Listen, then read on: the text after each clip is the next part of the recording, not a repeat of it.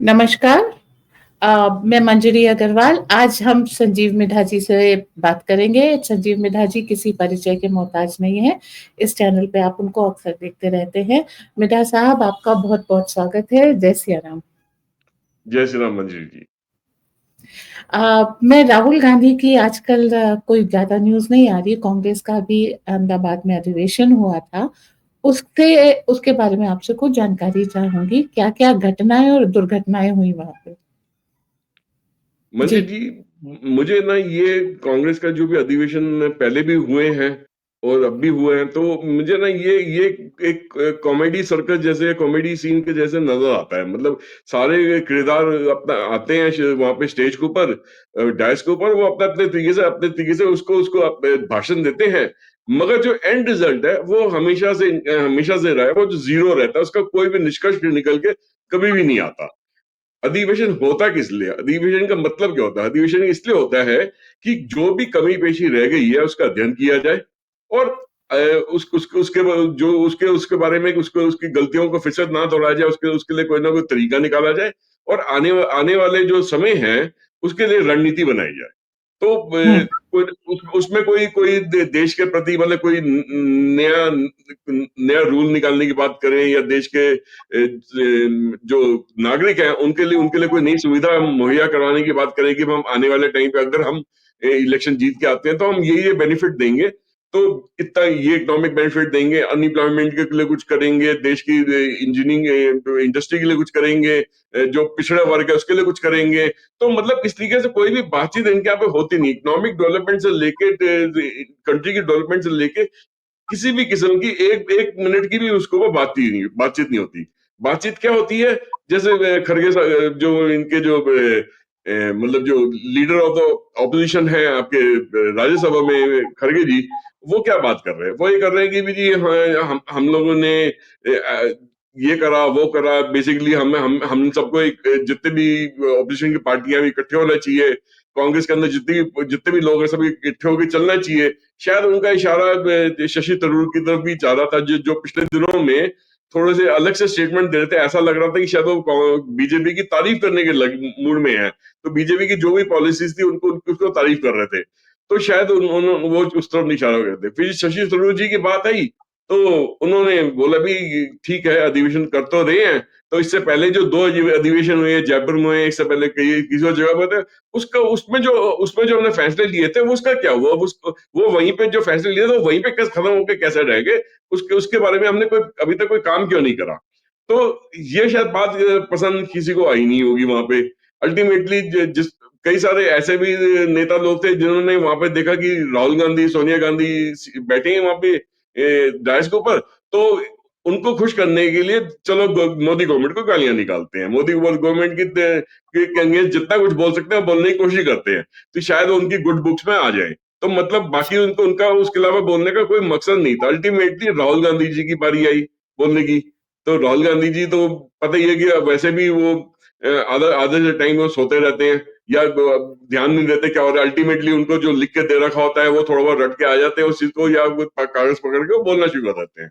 उन्होंने बस यही बोला कि देखो जी, कोई बात नहीं, जो भी है जैसा भी है करेंगे, देखेंगे। थोड़ा बहुत वो लहजा अब की बारी राजीव गांधी जैसे, उनके पिताजी राजीव गांधी जैसा रहा, वो ऐसा महसूस हुआ कुछ स्टाइल में बोलने की कुछ कोशिश कर रहे हैं। मगर मेन चीज उन्होंने जो बात छेड़ी वहां पे कि इस वक्त पूरी दुनिया में जो उथल पुथल हो रखी है डोनाल्ड ट्रंप के टैरिफ अनाउंसमेंट की वजह से, तो उसके बारे में मोदी गवर्नमेंट क्यों नहीं कर रही कुछ? क्योंकि जैसे चाइना ने रिटेलिएट करा, उन्होंने उन्होंने वापस वो टैरिफ लगा दिया यूएस के ऊपर, कनाडा ने करा, उन्होंने वापस टैरिफ लगा दिया यूएस के ऊपर, और भी एक दो देश हैं जहां पे तो थोड़ा बहुत वो कह रहे थे, जापान भी कह रहा था हम लगा देंगे या इधर। मतलब मोदी जी चुप करके क्यों बैठे? दैट मीन्स क्या वो मोदी जी डोनाल्ड ट्रंप से डर गए हैं?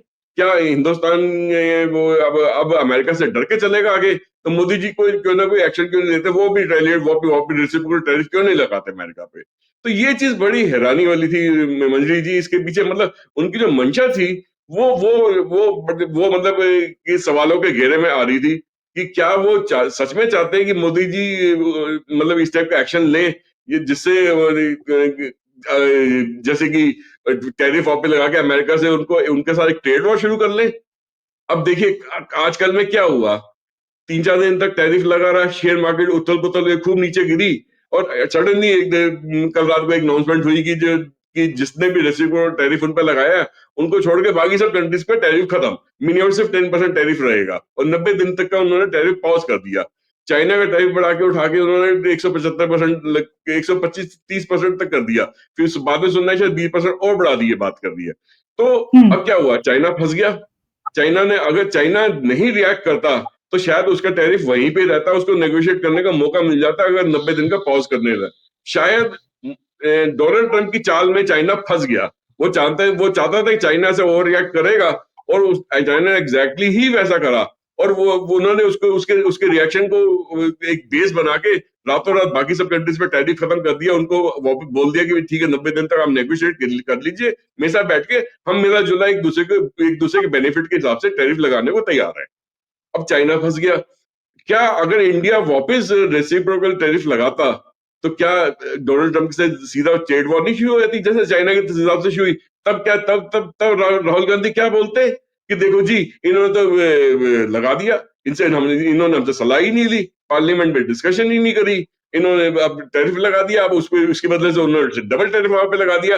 अब हमारा देश कहां से बढ़ेगा? हमारे देश का अनएम्प्लॉयमेंट का क्या होगा? गरीब तबके का क्या होगा? तो मतलब वो दुनिया भर के सवाल के घेरों में इसको लगाते हैं। उनको बोलते हैं जी स्पेशल पार्लियामेंट सेशन बुलाओ, मोदी जी को इसकी बार जवाब दो, उनको रिजाइन कर देना चाहिए, ये कर देना चाहिए, आंदोलन करते, सड़क पे आ जाते हैं। मतलब बहुत कुछ करने की कोशिश करी कि मगर मगर मोदी जी का स्वभाव तो देखिए हम लोग जानते ही हैं।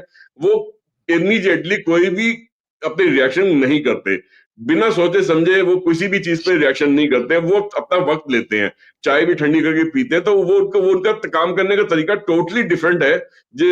बट राहुल गांधी शायद उनको अलग तरीके से चाह रहा था कि ये वो बिहेव करे।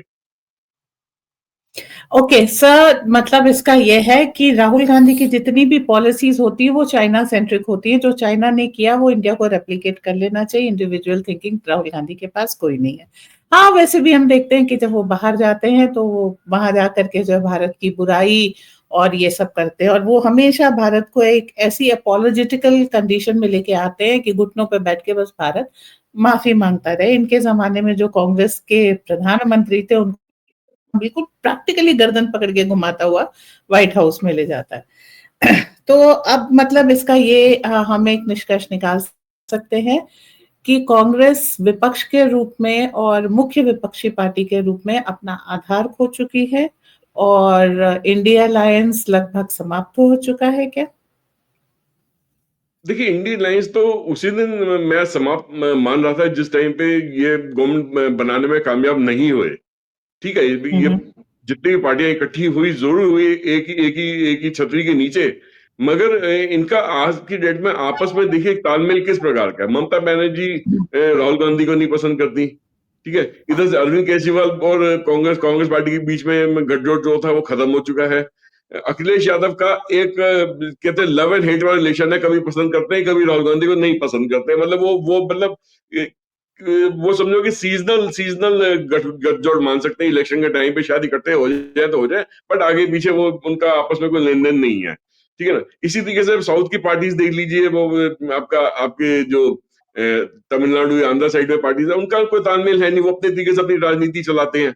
But Congress party nationalist party होने के बावजूद भी किसी भी स्टेट में आज की डेट में वो खुल के नहीं बोल सकती या बढ़ चढ़ के नहीं बोल सकती कि हाँ वो पूरी स्टेट को अकेली लीड कर सकती है बिना कोalition गवर्नमेंट के। वो कोalition गवर्नमेंट का एक छोटा सा हिस्सा बन के रह गई है और उससे ज्यादा उनके आज की डेट में कोई हैसियत नहीं है। और जैसे जैसे जैसे उनकी पार्टी ने अभी वक्त संशोधन बिल के बारे में उनको सपोर्ट नहीं करा उन्होंने, तो पूरे इंडिया के जितनी हिंदू पॉपुलेशन है उनके बीच में एक बहुत बड़ा मैसेज गया है। देखिए, अब मैं एक छोटा सा उदाहरण देता हूं कि वहां पे अधिवेशन में तो खूब बोले राहुल गांधी, ठीक है ना। मगर अब एक समय बीच में ऐसे भी हुआ था कि जब पार्लियामेंट के अंदर जब ओम बिरला जी ने, जो उनके चेयरमैन थे, उन्होंने एक सवाल निशान लगाया था इनके व्यवहार के ऊपर कि जब इनकी बहन भी वहां पे आई थी लोकसभा में, तो इन्होंने जफ्फी मार के उनसे मिले थे। तो उन्होंने इनका नाम न लेते हुए वहां पे जब सेशन खत्म हो रहा था पूरे दिन का, उन्होंने ओम बिरला जी ने कहा था कि देखिए पार्लियामेंट के अंदर जिस तरीके से बिहेवियर होना चाहिए उसके उसके मुताबिक सारे सारे जितने मेंबर्स हैं, जितने मंत्री हैं या जितने भी हैं, तो उनको उस तरीके से बिहेव करना चाहिए, उनको अलग तरीके से ऐसे बिहेव नहीं करना चाहिए, उनको उसके लिए अलग स्थान, कई सारे अलग स्थान अपने घर वगैरह पे आप जैसे मर्जी करिए, बट यहाँ पे एक लोकतांत्रिक तरीके से बिहेव करना चाहिए। उन्होंने कहीं पे भी राहुल गांधी का नाम नहीं लिया, ठीक है ना, लेकिन मगर राहुल जो उनकी, गांधी, एक सेकेंड हाँ सर टोकूंगी आपको। Rahul Gandhi non parliamentary behaviour के लिए जाने जाते हैं। कभी मोदी जी के साथ झप्पियां पाते हैं, अभी प्रियंका जी के साथ झप्पियां पा रहे थे, कभी टाइट टी शर्ट पहन के आते हैं, हाथ गुंडे की तरह ऊपर रख करके, उसके बाद सो भी जाते हैं। तो उन्होंने कब पार्लियामेंट्री बिहेवियर का पालन किया है जो आप करेंगे? नहीं, और आपकी बिरला जी की आपकी बात बात से बिल्कुल ठीक जाएंगे। है, बिल्कुल ठीक है, मतलब कि जैसे उनका एक दो इंसिडेंस में जैसे आंख भी मारी है उन्होंने वहां पे बैठ के, हाँ, आग भी हंसी मारी मजाक है। भी करने की कोशिश करी है, बट और साथ में उनको युवा नेता का टैग दे रखा है। बट आज बताइए कि एक इंसान जो 50 साल से ज्यादा उम्र का है, क्या वो, और 20 साल से राजनीति, सक्रिय राजनीति के अंदर वो इन्वॉल्व है, क्या उसको बताना पड़ेगा, सिखाना पड़ेगा आज की डेट में कि पार्लियामेंट में बैठ के किस तरीके से बिहेव करना चाहिए? ये चीज तो उनको खुद को समझ होनी चाहिए ना, ठीक है। तो अब हम्म। अपने अपने अपने ही पार्टी की विरासत को अगर आगे बढ़ाना है, तो उनको उसको उसको उनका जो आचरण जो होना चाहिए वो हाईएस्ट लेवल का होना चाहिए। लोग उनको, लोगों को उनकी तरफ देखना चाहिए सर उठा के, हाँ ये हमारा नेता है। आज की डेट में एक मजाक का मुद्दा बन के रह गया है पूरी तरीके से वो। तो और शायद कांग्रेस पार्टी का जो गिरावट का जो वजह है वो भी शायद यही है। तो मैं जिस मुद्दे पे मंजीत जी आपका ध्यान लाना चाह रहा था वो ये था कि देखिए, उनका एक बिहेवियर इस टाइप का पार्लियामेंट में है। उसके बाद जब ओम बिरला जी ने इस चीज पे उनका ध्यान में लाने की कोशिश करी बिना उनका नाम लिए, तो कांग्रेस पार्टी के कई सारे मेंबर्स ओम बिरला से मिलने गए कि देखिए जी, आपने तो उसके दिन उस दिन जो था, उस दिन का वो आपने खत्म कर दिया था इमीडिएटली बोलने के बाद में, तो आपने राहुल गांधी जी को बोलने का मौका नहीं दिया। तो इसी शिकायत दी, तो राहुल गांधी उस पर सफाई देते अपनी कुछ ना कुछ। तो ओम बिरला जी ने कहा देखिए, जब मुझे जो बोलना था बोल दिया, और मैं अपनी हैसियत में इस तरीके की बात हर किसी भी मेंबर के लिए बोल सकता हूँ, वो सिर्फ राहुल गांधी तक ही सीमित नहीं था। हाँ ठीक है, उन्होंने जो आचरण करा, जिस तरीके का व्यवहार था उनका, वो ठीक नहीं था, अनपार्लियामेंट्री था, बट शायद वो कोई और भी होता उनकी जगह पे तो मैं उनके लिए भी ऐसे ही बोलता, चाहे वो रूलिंग पार्टी का मेंबर क्यों ना होता। तो उसके बाद देखिए जी, अब जब इस पे आपका वर्क अमेंडमेंट बिल पे आया, उसका अधिवेशन जब चल रहा था, तो वहां पर तो ये बोले ही नहीं। इनको ऊपर पूरा टाइम था बोलने का, ठीक है ना। मतलब एक जब तो मौका बोलते हैं कि मिलता है हमें तो बोलने का बोलते मौका नहीं नहीं है। दे रहे, एक तो बोले कि हाँ, हमें और बोलने का उसके बाद मौका नहीं दे शिकायत रहे, दूसरी करते हैं। तरफ हिंदुस्तान का इतना बड़ा विषय, और ऐसा विषय जिसकी जिस जिस जिस वर्ग से, जिस कम्युनिटी से इनको मैक्सिमम वोट्स मिलती हैं, उस वर्ग उसके बारे में इन्होंने अपने मुंह से एक लफ्ज नहीं बोला। ना इन्होंने बोला, ना इनकी इनकी बहन ने जो है उसने बोला है, ना इनकी माता जी ने राज्यसभा में बोला, ठीक है ना, सर तीनों लेकिन ने। वहां पर केस भी एक है ना, कि अगर ये वक्फ बिल का सपोर्ट करेंगे तो हिंदू बिदक जाएंगे, अपोज करेंगे तो मुस्लिम बिदक जाएंगे, तो राहुल गांधी जाए तो जाए कहाँ? नहीं, बीच का रास्ता रख सकते थे ना, कुछ तो बोल सकते थे, मतलब नहीं अपनी सर, अब इस समय तो वही है, या तो आप विरोध करेंगे या सपोर्ट करेंगे। वैसे भी बाद में तो कह दिया कि अगर हमारी सरकार आती है तो हम इस बिल को हटा देंगे। और इसी पे मेरा अगला सवाल ये है कि अभी बिहार, बंगाल और तमिलनाडु, तीन बड़े राज्यों के चुनाव आ रहे हैं। बंगाल में हम देख रहे हैं कि काफी ज्यादा हिंसा हो रही है वक्फ बिल को लेकर के। नॉन बीजेपी रूल स्टेट है, वो जो चाहे करें। इसी तरह से तेलंगाना में एक तैयारी हो रही है 24 तारीख से कि वो 3 दिन का पहले बुलाएंगे सेशन, और उसके बाद फिर उसमें वो देखते ना, they will test the water की कितनी गहरा है पानी, और उसके बाद से उसको आगे ले जाना है या खत्म करना है, इसके ऊपर करेंगे। तो क्या आप इस चीज को देख रहे हैं कि विपक्ष और कांग्रेस के सपोर्ट से इस मुद्दे को भड़काना और भुनाने की कोशिश हो रही है? और दूसरा सवाल ये है कि क्या कांग्रेस इन 3 राज्यों की, जिनके चुनाव होने वाले हैं, बिहार, बंगाल और तमिलनाडु, इसमें कोई छाप छोड़ेगी? क्योंकि इस अधिवेशन से तो कुछ फ्यूचर गाइडलाइन एटलीस्ट चुनाव की तो निकले जी। मंजी जी, मेरा मानना ऐसा है कि देखिए, ये पूरी कोशिश करेंगे ये गड़बड़ी फैलाने के लिए। देखिए, पार्लियामेंट के अंदर तो ये इनमें से कोई भी ऑपोजिशन का जो भी मेंबर है उसके अंदर कोई भी अपना अपना तर्क वितर्क ढंग से दे नहीं पाया, वहां पे बहस में ढंग से उतर भी नहीं पाया। इधर उधर की सबने देखा कि इधर उधर की बातें ही करते रह गए, और बीजेपी गवर्नमेंट को ब्लेम करते रह गए, ना कि जो वक्फ बिल के पहलुओं पे उन्होंने बात करी खुल के। तो वो चीज तो हम्म, एक्सपोज पूरी तरीके से हो गए, ये सारे के सारे मेंबर्स जितने भी थे, चाहे राज्यसभा के थे या लोकसभा के थे, कि वो इसके अंगेंस्ट पूरी तरीके से राज्यसभा या लोकसभा में उतर नहीं पाए, उस पर किसी भी तरीके की ढंग से बहस नहीं कर पाए वो। अच्छा, अब बाहर निकल के तो इनको अब इलेक्शन जीतनी है, बिहार की भी जीतनी है, बंगाल की भी जीतनी है, और आने वाले दिनों में आप बता रहे हैं कि तमिलनाडु का भी अगले साल में शायद ये इलेक्शन होने वाली है, उसके भी इनको हाथ पैर मारने हैं। तो वो बेसिकली इसके अगेंस्ट नहीं जाएंगे तो और क्या करेंगे? देखिए, उनके उनकी मजबूरी है इस बिल के अगेंस्ट जाना, अगर उनको मुस्लिम वोट बैंक को अपने साथ में रखना है। बट मुझे ऐसा लग रहा है कि अब की बारी जो अंडर करंट जो होगा, उसको ये पहचानने में गलती कर जाएंगे। Under current is in the sense कि मतलब कि ठीक है, जो उच्च वर्ग के जो मुस्लिम लोग हैं, जिनकी जातियां उच्च वर्ग की हैं, वो तो शायद इनको इनको सपोर्ट कर जाएंगे।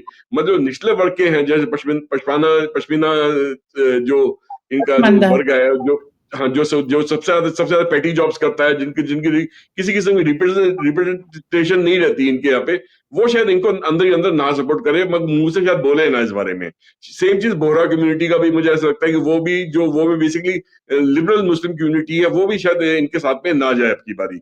और भी बहुत सारे गरीब तबके के लोग हैं मुस्लिम मुस्लिम कम्युनिटी में, वो उनकी वोट बेसिकली पूरी तरीके से बीजेपी को ना आती हुई थोड़ी सी स्प्लिट होती मुझे नजर आ रही है, कि शायद कुछ परसेंटेज, दो एक या दो परसेंट इनके बीजेपी के फेवर में आ जाए। तो बीजेपी को उतना ही चाहिए, बीजेपी को हिंदू वोट्स के साथ में अगर 1-2% मुस्लिम वोट आ जाती है तो वो बहुत है इनके लिए। और वो उतनी वोट अगर ऑपरेशन के वहां से कट जाती है तो वो उनका हार निश्चित है। तो मुझे ऐसा लगता है कि अंडर करंट जो है, वो अब की बारी ऑपोजिशन पार्टी में से कोई भी पार्टी पहचानने को तैयार नहीं, चाहे वो बिहार की हो या बंगाल की हो या तमिलनाडु की हो। तो मुझे मुझे तमिलनाडु में भी सैफरन फ्लैग झंडा लहराता हुआ नजर आ रहा है, बंगाल में भी नजर आ रहा है, और बिहार की तो बात ही छोड़ दी है, वहां पे 100% होने ही है, सैफरन फ्लैग रहेगा रहेगा। आगे एक बार फिर से जो है नीतीश कुमार जी की और बीजेपी की मिली सरकार वहां पे आनी आनी वापस। Thank you sir, thank you for your insight. मिलते हैं फिर किसी नए मुद्दे के साथ, तब तक के लिए जय सिया राम। जय श्री राम।